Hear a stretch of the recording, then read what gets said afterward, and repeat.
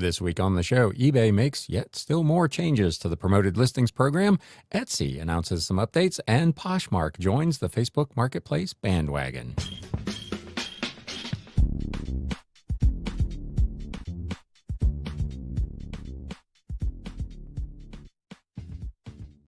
What is up, Galaxians? Welcome to episode number 299 of the Galaxy CDs, Rocks, and Flips Reseller Talk podcast. My name is Ryan. We've got just a few things to go over today, both in terms of reselling news and in terms of sales. It was not a particularly great week. Sold a lot of stuff last week, but not a lot of big stuff. I think there's only maybe a half a dozen to go over in the What Sold recap. So this will probably be a fairly short episode, but that's okay because I got plenty to do. If you follow me over on Instagram at Galaxy CDs Rocks, or you saw the YouTube post, you know I'm in the midst of hauling home what is going to amount to probably something just over 5,000 books. So I've got plenty to do here at the Galaxy. Anyway, I will put timestamps and chapter markers down below for you to go to a particular segment if that is what you'd like to do. But let's get into this reselling news. News updates.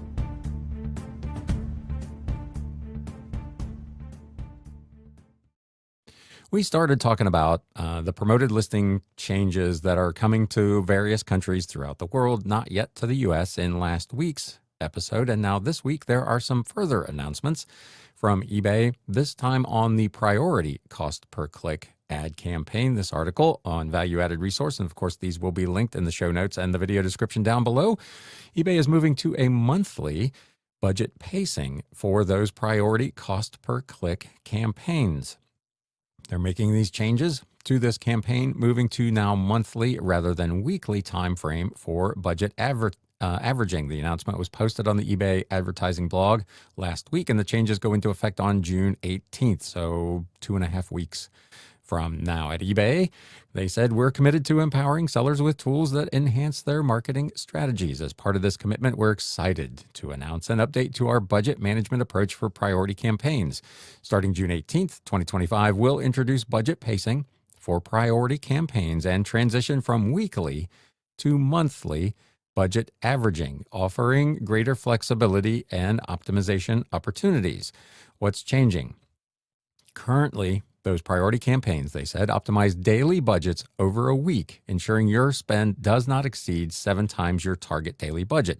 This approach has facilitated effective budget management, but we're evolving to provide even more strategic advantages. Beginning June 18th, we'll enhance our priority campaigns by implementing budget pacing and transitioning from weekly to monthly budget averaging. This means your campaigns will optimize spending over a calendar month without exceeding 30.4 times your target daily budget. That's a huge number. We'll get back to that in a minute. On any given day, you could spend less than your target daily budget or up to double the highest target daily budget in effect on that day. This change allows us to allocate your budget more efficiently, they said, capitalizing on peak traffic days to boost sales while ensuring opportunities are consistently captured each day. So they're saying that they can spend on any given day up to 30 times that budget. I can't imagine that would be completely self-defeating because you would essentially shoot your entire budget in one day. But this is going to magnify the amount of money that eBay can commit to any one given day. Of course, the potential downside to that is that you spend your month's worth of budget in the first 10, 12, 15 days of the month, and then eBay begins to hound you to increase your budget so that your program does not stop for the balance of the month. So by extending this, they've given themselves a lot more leeway to spend your money probably a lot more quickly. To full disclosure, I don't use this program. I've talked about that in the past. So if you are a user of this program, let me know in the comments down below. If you're watching on YouTube or listening on Spotify, what your take is on this. I would not consider this to be a great move, but again, I don't use it. eBay says your target daily budget will serve as a guideline for calculating your potential monthly spend, and they will then optimize that spending across the month, helping you spend more of your advertising budget on high opportunity days and less on others. Of course, eBay gets to pick which days those are. The impact of the change may depend on when and how you make changes to your campaign at different times of the month. So eBay provided some examples for a few different scenarios. I'm not going to read all of these. They probably lend themselves better to being read by you. They're pretty convoluted. So again, this will be linked in the show notes down below if you want to go take a look at this. But they gave multiple examples of how your total spend in a month would change if you make changes during the middle of the month to increase your monthly spend. So that will all be there. They do note, of course, no action is needed, and existing priority cost per click campaigns will be transitioned to this new budget model automatically. So sellers are highly encouraged to read all the FAQs in that blog post to understand how this may impact their specific ad campaigns and strategies before it goes into effect June 18th. When the first cost per click ad product was introduced by eBay back in 2021, then called Promoted Listings Advanced, the budget setting were a straightforward maximum daily amount. Once that max was reached on any given day, ads would turn off for the rest of the day and then start up again the next day to run unless the budget was met. In 2023, eBay introduced smart targeting, which allowed sellers to set it and forget it while eBay manages bid and keyword optimization. But even then, Liz says over on Value Added Resource, with smart targeting, the only budgeting option sellers had at the time was still to set a maximum cost per click and a static, flat, daily total ad spend. That has then since changed. As part of the summer 2024 update, eBay announced they were streamlining the ads process with a new dashboard, renaming the different ad types, which we've talked about, Promoted Listings Advanced, now being Promoted Listings Priority. It still remained a cost per click program. In November of 2024, they introduced daily budgets that would become targeted to help maximize sales potential, with actual daily cost per click ad spend changing dynamically depending on demand, and those costs averaged out over a 10-day period. So let's say, for example, you budgeted $10 a day for 7 days. That would be $70. eBay could then choose when and where to spend that $70. They could spend $22 on one day and $8 on the next day, as long as they didn't exceed that weekly average budget of that $70. Now they're doing that same thing, but they're extending that time frame from a week all the way out to 30 days, which obviously gives them a lot more flexibility in when they choose to spend that money. Importantly, switching to the dynamic target daily budget, the article continues, instead of flat rate, allowed eBay to spend up to double your set daily budget amount in any given day, with the idea being that on others days, as I just said, they will spend less to average it out. That still holds true with this new update, but now that budget will be averaged over a 30.4 day period, because not every month has 30 days, of course, instead of 7 days. They point out that your target daily budget serves as a guideline for daily spending, but our pricing system allows for flexibility to optimize performance. You would get pushback from sellers about who that performance is actually being optimized for, you or eBay. You can let me know, as I'm sure you will, your thoughts on that in the comments below. On high opportunity days, they said spending may reach up to double the highest target daily budget in effect on that day to capitalize on increased opportunities, balanced by lower spending on other days. In theory, that makes sense. If they see that there is more traffic on the site in a given day, you would want probably to spend more money on that day to try to capture those people. You may also, though, make the reverse argument. On a day that's particularly slow, you might want to spend more on advertising so that you try to capture what few people are out there. So this is a really interesting dilemma. And of course, you as a seller have no control over which of those methods get used. That all is on eBay. The maximum monthly spend they continue will not exceed, again, that 30.4 times your set targeted daily budget, unless you adjust the budget during the month, which they're very keen to point out. Changes made to that target daily budget during the month can impact your campaign's maximum monthly spend. If you raise your budget, that raises the monthly total that they can spend on your behalf. For planning purposes, note that the calendar month begins on the first of the month. eBay says this model optimizes your ad spend, providing flexibility to spend more on those higher traffic, better opportunity days and less on the days which they deem to be not better opportunities. But in practice, sellers say what has been happening with the weekly time frame is that eBay often maxes out the budget quickly toward the beginning of the week, as I just mentioned, and by midweek, they're getting nudged to increase the budget to keep their ads running, making this potentially a sneaky way for eBay to pull levers and ratchet up ad budgets beyond what sellers may have spent with the old flat rate daily model. Again, it looks like that will not be changing with this update. eBay will just have more time and opportunities to potentially burn through your budget on those high opportunity days, they call them, so they can prompt you to make incremental increases to keep those ads active. Again, not to be too cynical, but this is a way for eBay to make more money off of you as a seller by selling you more ads. They are increasingly becoming an advertising company. Your campaign can be limited by being out of budget. If you don't make an increase and they have spent all the money, the ads will stop running. eBay, the article notes, is not the only company which runs cost per click advertising by this model. This change will actually bring them more in line with others like Google Ads, which similarly average out daily budgets over a 30-day time frame.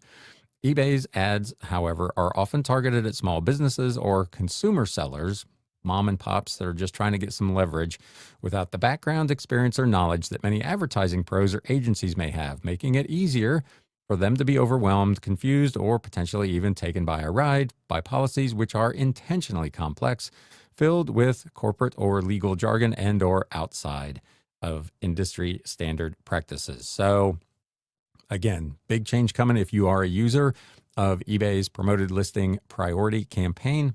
Let me know what you think of this change in the comments down below.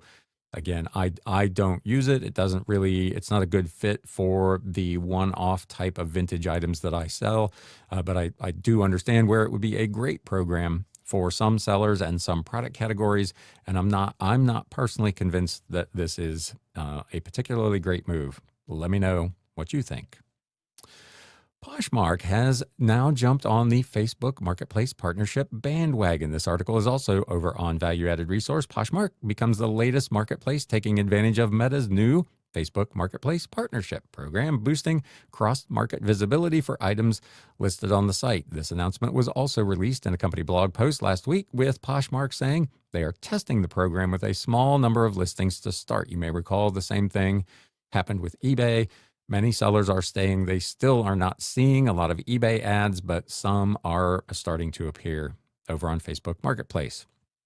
Poshmark said in their blog post, "We're thrilled to announce a new partnership we're testing with Facebook Marketplace that is designed to bring immense value to both shoppers and sellers. Facebook users in the US are now able to browse Poshmark listings directly on Facebook Marketplace. This test is designed to give our sellers increased visibility by introducing your listings to Facebook's expansive audience, helping you reach new shoppers, make more sales, and grow your Poshmark businesses even faster. As a seller, you don't need to do anything different," they said. "Your listings, pricing, and shipping process remain exactly the same," which is also how it worked on eBay.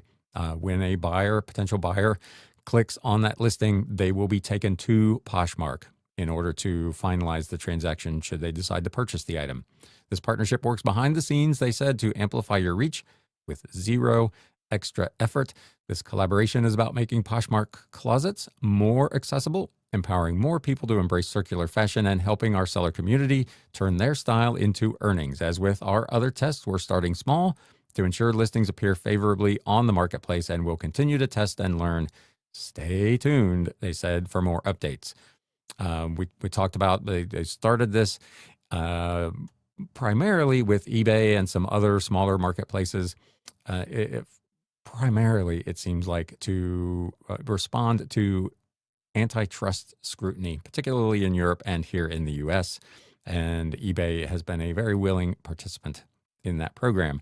Meta has quickly to expand the program. They've welcomed other marketplaces. And as I mentioned, users are finally reporting that they're seeing some listings in the wild, but it has not been all good news, as eBay's use of an AI to summarize product descriptions displayed on Facebook has raised concerns about potential increases in not as described claims. We talked about that a few weeks ago. The AI listed summary from eBay that is attached to their ads. In some cases, is not really even using anything from the ad. I think the example that they gave was a vintage box of fishing tackle that eBay's AI had somehow summarized as erasing stickers. So, continuing issues with AI. That decision to use those summaries appears to have been on eBay's side, not a requirement from Facebook. So hopefully Poshmark will avoid putting their sellers in that same position. The article says, like the integration with eBay, Poshmark listings will appear on Facebook clearly designated as marketplace partner listings with a check out on Poshmark button that will take the user to Poshmark to then complete the purchase. Since the actual sale will still be taking place over there, all of the usual terms, conditions, and policies should still apply like any sale on the platform. Also, like eBay, Poshmark does not mention anything about sellers having to pay extra to have their listings featured over there, but that doesn't mean, of course, that it could not become part of a paid advertising program at some point in the future. Facebook's help page for the program makes it very clear, as we've talked about previously, that marketplace partners may enjoy an initial fee-free trial period, but eventually these placements will be monetized on a cost per click basis. That potential fee, of course, is being charged to the vendors, so to eBay or to Poshmark. But of course, especially with what we just discussed on eBay, the likelihood that they're going to want to pass that cost down to you is probably pretty high. To be clear, the article continues, if and when Facebook starts charging these fees, it will be again to the marketplace, not individual sellers, but it's unlikely, as I mentioned, that marketplaces will continue to foot the bill forever. eBay sellers have speculated that participation in the offsite ad program may eventually be required for your listings to be eligible to be sent over to Facebook. Users have already noticed an uptick in intrusive pop-up ads on the site, and Poshmark has been eyeing ways to increase ad revenue after last year's failed attempt to change their fee structure. So it will not be surprising, the article concludes, if Poshmark eventually uses this as a way to entice more sellers into using promoted closets or creates new seller-paid ad products around that program. If you are a Poshmark seller, and I know I've got several listeners that are, let me know what your thoughts are on some additional exposure over on the Facebook Marketplace. Last bit of news. This is, again, if you follow me, I talked about my intention for Friday of last week was to attend the Etsy fireside chat and see what was going on with some of their trust and safety guidelines and some new policy updates. And I ended up getting this opportunity to buy all these books, so I did not get to attend. They have subsequently published a recap of it, as has Liz, again, over on Value Added Resource. So we do have some of the highlights of what that chat covered. The VP Trust and Safety, Alice Wu, announced new policy guides and updates as Etsy released their 2024 transparency report. Some really interesting stuff in here. We've talked about this report the last couple of years on this show. It's their efforts to combat spam, scammers, counterfeits, and that type of thing. Some of the key highlights, they say they improved the accuracy and precision of controls by 70%, which reduced, they say, false positives and enabled them to more efficiently remove listings that violate policies, which contributed to removing, interestingly, 25% fewer listings for violating policies compared to 2023. If you're a seller on Etsy, let me know what your experience with that has been. Did you have any listings that were noted as being fake or counterfeit that were removed by Etsy and their bots, or did you go through 2024 unscathed? They replaced handmade policy with a new creative standards policy, which reorganized rules into categories, clarifying what is allowed to be sold on Etsy with an emphasis more on the role of the seller. So we talked about that when that rolled out last year. Is this handmade by the seller? Is this hand-picked and curated by the seller? So it was more based on what the seller's interaction with the item was than the item itself. There were a lot of mixed opinions on that and whether that was really beneficial to most sellers or not, but that was a change that they made. They did note 22% more listings were removed, and Etsy suspended 1.5 times more sellers for violating creativity standards and the handmade policies as compared to enforcement of handmade policy in 2023. So they did catch what they felt were more sellers, quote unquote, sellers who were violating those policies in 2024. They also improved their ability to identify scams and spam in messages, which led to millions of messages being moved to the spam folder and Etsy banning, get this, 3.5 million spam accounts. That is an incredible number. That was a 9-fold increase in ban hammer use compared to the previous year. 3.5 million spam accounts on Etsy alone. That is just a staggering number to me. Wow. And they made an overhaul of the adult nudity and sexual content policies, which led to a 32% decrease in the number of flags for mature content. There is a link in this article to the full transparency report if you would like more details. In a blog post, they also provided insights into how Etsy plans to work with buyers and sellers to enhance trust and safety moving forward, building what they say is a more trusted and transparent marketplace, including, again, here we go, AI enforcement, better communication, and new ways to appeal enforcement actions, along with enhanced security. Part of the blog post read, as we expand on this progress in 2025, we are focused on empowering our community with better tools, more helpful resources, and increased transparency so our buyers and sellers can sell and shop on Etsy with even more confidence. Our goals include leveraging cutting-edge technology. Our teams use technology to make enforcement more efficient so we can conduct high-touch human reviews and provide support where we know our sellers need it most. We've long leveraged machine learning to help us keep our marketplace safe, and now we're deploying LLM-based detection to scale enforcement to more surfaces on listing pages and beyond. So that is the use of AI, large language models, to try to catch stuff that should not be going on. They say they're going to increase their transparency. As we leverage stronger detection tools, we know how important it is that our team's communication be clear and helpful. We're developing refreshed and more detailed language to help sellers better understand why we take enforcement action on their shop or listings. That has been a big complaint over the years on Etsy, is that an item will be removed or an account will be suspended, and the seller has been unable to get any kind of an answer from Etsy as to exactly why that is the case. That is a situation that continues to occur over on Poshmark with the excessive removal policy. If you're not following Colorado Rewarn on Instagram, you need to go follow her. She got one of those warning emails, and her responses to Poshmark and the interaction that they've had and the approaches that she's taken over there are really, really interesting reads. So go follow her if you're not. She was on the show, I don't know, a year and a half ago. Terrific seller, wonderful person. Go check her out and see how she is handling that situation, and how Poshmark continues to pretty much stonewall sellers in this same way that Etsy is talking about trying to fix for themselves.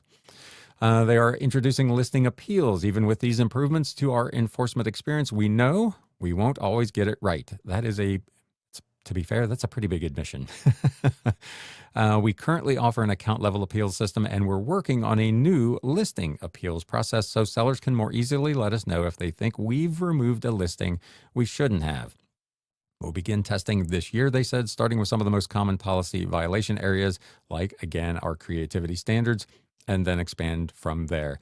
A lot of credit, to be fair, to Etsy for testing these things in like a methodical, small, slowly paced way to make sure that the things are working before they roll them out to the broader audience.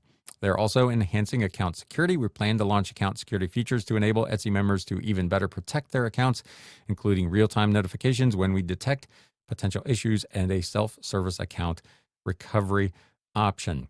The listing appeal process, the article continues, sounds like a great new addition, but as Etsy seller and e-commerce consultant Cindy Baldassi points out, both Woo and CEO Josh Silverman have made similar promises in the past with, unfortunately, very little follow-through, and there's a link to some of that. They also introduced a new resource focused entirely on policy as well, with tips to help sellers at any stage more confidently navigate Etsy's rules and keep their account in good standing. There is a link to this in this article as well, the new Ultimate Guide to Etsy Policy. VP of Community and Communications Kelly Clausen and Senior Director Marketplace policy. Sophie Duba also joined Wu in that fireside chat last week discussing how the Etsy craft policy to keep the marketplace safe. There is a link to that video if you would like to go watch it and see what they talked about there. So that, my friends, is essentially that. That is the reselling news for this week. Not a whole ton going on. Let me know what you thought of any of that. If you have any comments, if you got anything out of that, do me a favor. Hit that thumbs up button and let the YouTube algorithm know that this was a productive use of your time. In the meantime, let's look at a few items that sold here at the Galaxy.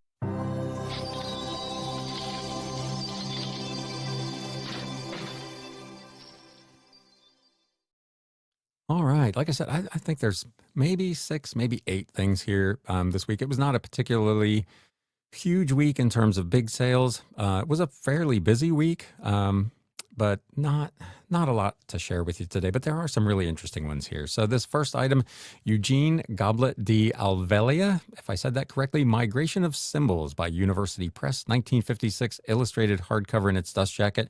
This was a book essentially about the expansion and the evolution of primarily religious symbols and symbology from kind of prehistoric times up to what was then kind of the modern era, and how different religions adapted and migrated those different symbols into their own theology. Really interesting piece. Picked this up for 50 cents as part of a big bulk buy. It was listed for $24.99 on eBay. It got a watcher. I sold it for $21.24 plus shipping. I paid $4.35 in fees, $2.04 in promoted listing fees. Again, cost of goods sold just 50 cents. Net profit $15.10. Oops. Here we go. Next, over on Etsy, interesting book from 2001, which is, I think, right about at the cutoff for what they still consider to be vintage. This is a book called Offerings, The Art of Brahm from 2001, a first printing illustrated hardcover in its dust jacket by a outfit called Paper Tiger. This is a book of really, really cool, kind of like goth artwork. Really interesting book. Nice hardcover in really nice condition. Listed for $32.99. This was part of a private pick at an estate warehouse that I'm into for $1.36. Sold on sale on Etsy for $29.69 plus shipping. I paid just $3.73 in fees, no offsite ad fee. Again, the cost of goods sold $1.36, leading to a net profit $24.60. Next item over on eBay, another hardcover. This, The Sun Shines Bright by Sue Hamilton Jewell from 1952. First edition Pageant Press illustrated hardcover. Really nice condition hardcover book, again from the 1950s. Listed and sold for $39.99 plus shipping. I paid 38 cents for this as part of a big bulk purchase. So my net profit here, $32.70 after my $6.91 in fees. Back over to Etsy, an item that is not, in fact, a book, but was given to me as part of a book buyout by the seller. They just threw this in the box because they didn't want to deal with it. This is J. Shine Piano Lodeon sing-along paper rolls, player rolls for a 1950s era toy player piano. Had 6 rolls and all the associated paperwork in the box. Box was a little rough. I had no way, of course, to test these rolls, but it was a really interesting piece. Comps on it looked pretty good, so I listed it for $49.99. Sold pretty quickly over on Etsy for $44.99 as part of my sale. I had apparently clicked the wrong shipping policy because the buyer was able to pay media mail shipping for this, and this does not go out media mail, so I did lose a little bit of money on the shipping because this had to go by Ground Advantage. But the order total for the buyer was $55.34. I paid just $4.83 in fees. It did cost me $6.53 to ship. The buyer only paid $5.38, so I was a little bit upside down, but that's what you get when you make a mistake. My total cost, $16.71, led to a net profit of $38.63. I'll take it. 2 more of those Jimmy Swaggart School of the Bible books. This, the Book of Revelation, and The Life of Christ. These 2 both sold at full price, $22.99 a piece, for a total of $45.98. These have been fantastic. I think I'm down to just 1 now. I had 6 or 7 to begin with, and I think I've got just the 1 left. Buyer paid a total of $59.10, including shipping. I paid $8.54 in fees. $4.20 for the promoted listing fee. Again, cost of goods sold 50 cents a pop on these, so one whole dollar, leading to a net profit of $33.63. As I said a couple of weeks ago, the Jimmy Swaggart stuff, pretty good. Back over to eBay, and this will be our flip of the week. It was a fairly short list of stuff this week. This was a really cool piece. This was also from a private pick. A state seller had reached out to me. I talked about this a couple of months ago or a month ago, to come and make an offer on a whole room full of books. I ended up declining to do that, but I did pick 40 odd items from that room. This is one of those. I was into this for $1.36. Bunch of old, really interesting computer programming books in that lot.